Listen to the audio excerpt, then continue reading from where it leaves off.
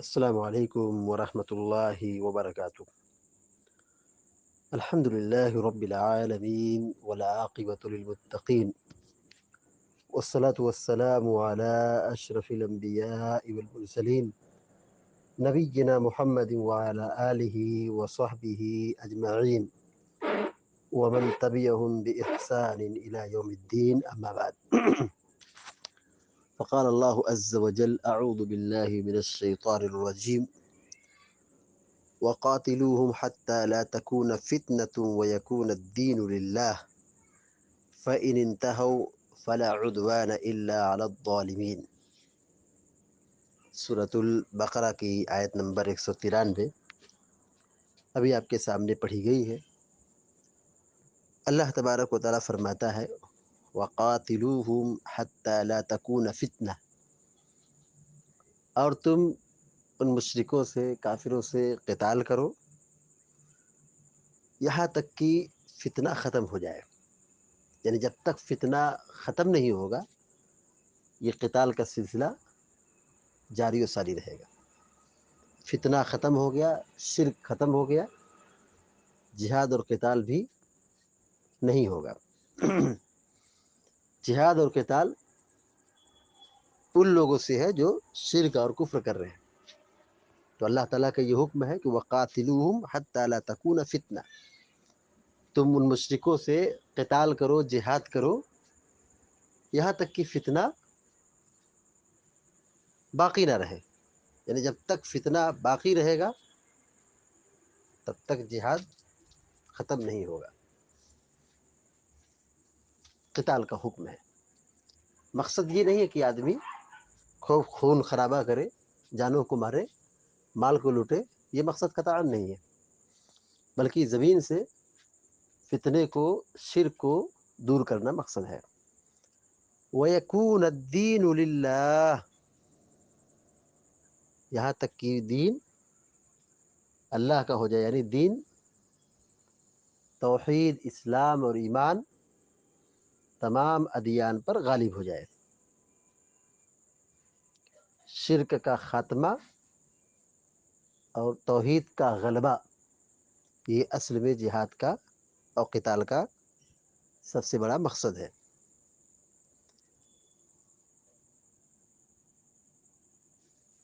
فَإِنِ انْتَهَوْا فَلَا عُدْوَانَ إِلَّا عَلَى الظَّالِمِينَ، اللہ تعالیٰ فرما رہا ہے اگر یہ لوگ باز آ جائیں، رک جائیں۔ کس چیز سے رک جائیں؟ شرک سے باز آ جائیں، مسلمانوں کو قتل کرنے سے باز آ جائیں، اسلام میں داخل ہو جائیں، تب ان کے لیے راحت ہے، ان کے لیے راحت ہے، زندگی ہے۔ فلا عدوان الا علی الظالمین،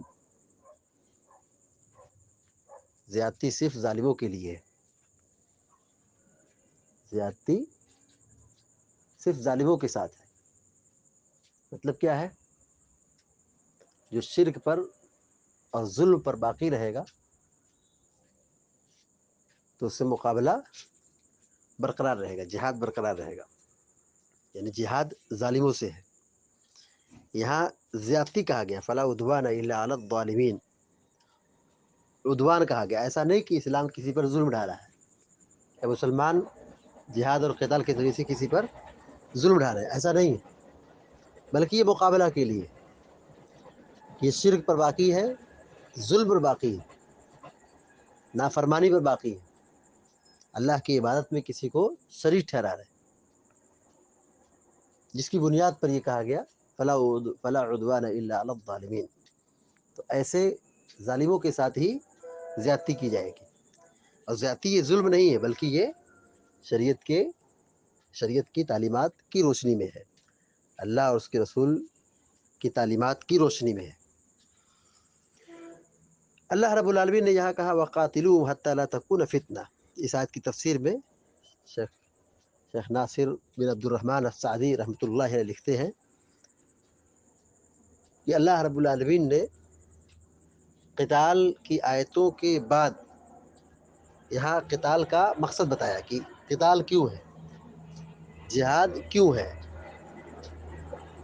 مقصود کیا ہے قتال کا؟ یعنی اللہ کی راہ میں جو جہاد اور قتال ہوگا تو اس کا مقصود کیا ہے؟ کہتے ہیں وَأَنَّهُ لَيْسَ الْمَقْصُودُ بِهِ سَفْكُ دِمَاءِ الْكُفَّارِ، قتال کا مقصد قطعاً یہ نہیں ہے کہ کافروں کی گردن ماری جائے، ان کا خون بہایا جائے، یہ مقصد قطعاً نہیں، خون خرابہ مقصد نہیں ہے۔ وَأَخْذُ أَمْوَالِهِمْ، کہ ان کے مالوں کو لوٹ لیا جائے، لے لیا جائے، یہ بھی مقصد نہیں ہے۔ تو پھر مقصد کیا ہے؟ آیت خود اس کی آگے تفسیر کر رہی ہے، وَيَكُونَ الدِّينُ لِلَّهِ وَقَاتِلُوهُمْ حَتَّى لَا تَكُونَ فِتْنَةٌ وَيَكُونَ الدِّينُ لِلَّهِ۔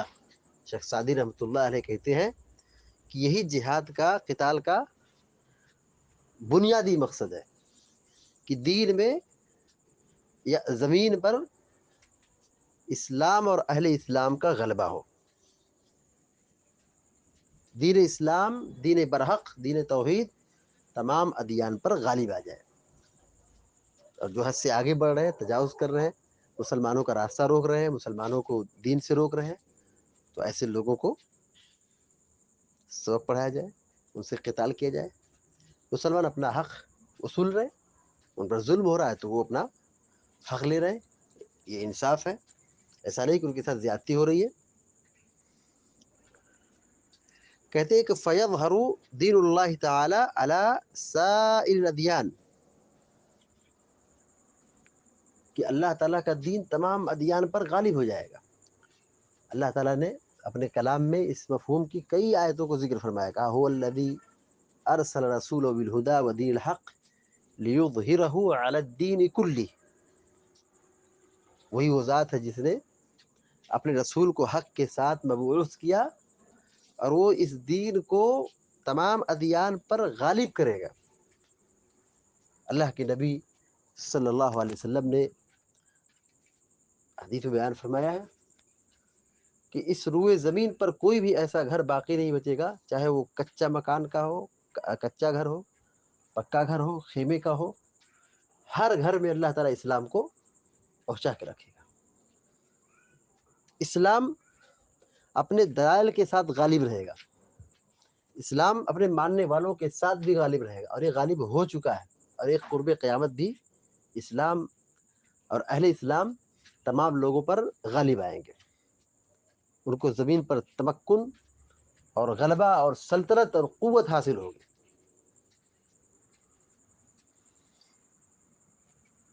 آگے اللہ تعالیٰ نے فرمایا فَإِنِ انْتَهَوْا فَلَا عُدْوَانَ إِلَّا عَلَى الظَّالِمِينَ۔ اس آیت کی تفسیر میں لکھتے ہیں شیخ سعدی رحمۃ اللہ علیہ، فَإِنِ انْتَهَوْا عَنْ قِتَالِكُمْ عِنْدَ الْمَسْجِدِ الْحَرَامِ، یعنی اگر وہ لوگ باز آ جائیں یعنی مسلمانوں سے مسجد حرام میں قتال سے، یعنی جو کافر لوگ مسلمانوں کو مار رہے ہیں، قتال کر رہے ہیں حرم میں، مسجد حرام میں، اگر کفار لوگ اس سے اپنے آپ کو روک لیں، یعنی مسلمانوں کو قتل نہ کریں، مسجد حرام کی حرمت کو پامال نہ کریں، تو کہا فلا عدوان الا علی الظالمین، اے فلیس علیہ منکم اعتداء الا من ظلم منہم،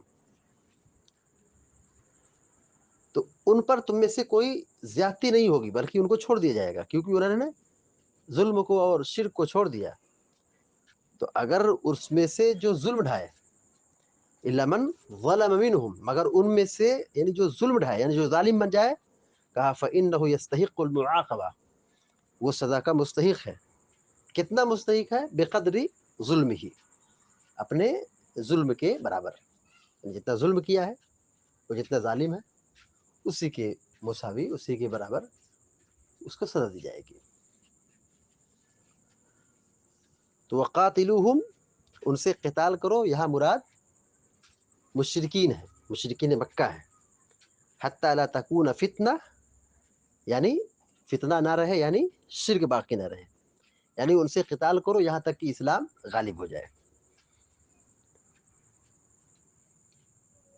اس آیت میں اللہ تبارک و تعالیٰ نے اسلام کے غلبے کی وضاحت کی ہے کہ اسلام غالب ہوگا اور مسلمان غالب ہوں گے، بشرط یہ کہ وہ اپنے دین پر مضبوطی سے قائم رہیں۔ اور اللہ کی راہ میں جہاد کریں، قتال کریں۔ اللہ تعالیٰ سے دعا ہے کہ اللہ تعالیٰ ہم سب کو آپ سب کو نیک عمل کی توفیق عطا فرمائے، آمین یا رب العالمین۔ وصلی اللہ علی نبینا محمد وسلم تسلیما کثیرا، والسلام علیکم ورحمۃ اللہ۔